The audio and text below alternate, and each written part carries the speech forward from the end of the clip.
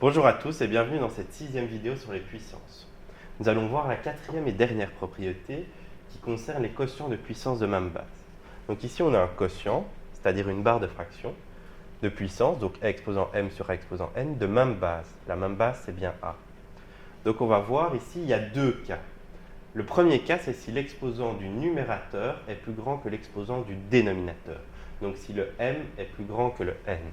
Donc si l'exposant du numérateur est plus grand que l'exposant du dénominateur, alors on devra soustraire l'exposant du dénominateur à celui du numérateur. Donc a exposant m moins n. Dans la deuxième possibilité, c'est si l'exposant du dénominateur, donc si le n, est plus grand que l'exposant du numérateur.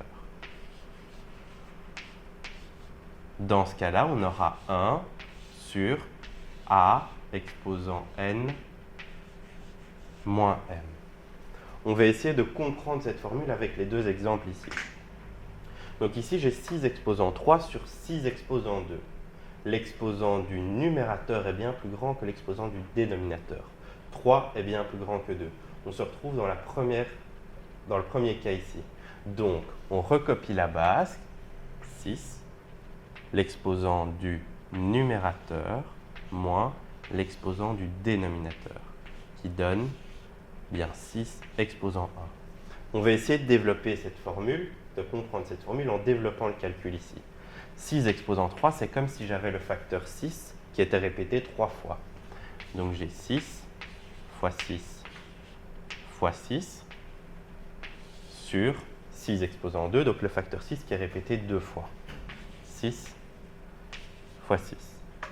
En simplifiant, je simplifie au numérateur et au dénominateur ce que je peux. Il me reste un 6 au numérateur. Donc c'est bien comme si j'avais 6 exposant 1. Deuxième exemple, j'ai 4 exposant 3 sur 4 exposant 5. Ici, l'exposant du dénominateur est plus grand que l'exposant du numérateur. Donc si je me réfère à la formule, j'ai 1 sur la base, qui est 4, ici, exposant 5, moins l'exposant du numérateur. Ça me donne bien 1 sur 4 exposant 2. Je vais également développer comme j'ai fait dans l'exemple précédent. Donc 4 exposant 3, c'est comme si j'avais le facteur 4 qui était répété 3 fois. Donc 4 fois 4 fois 4 sur 4 exposant 5, donc le facteur 4 qui est répété 5 fois. Donc 4 fois 4 fois 4 fois 4.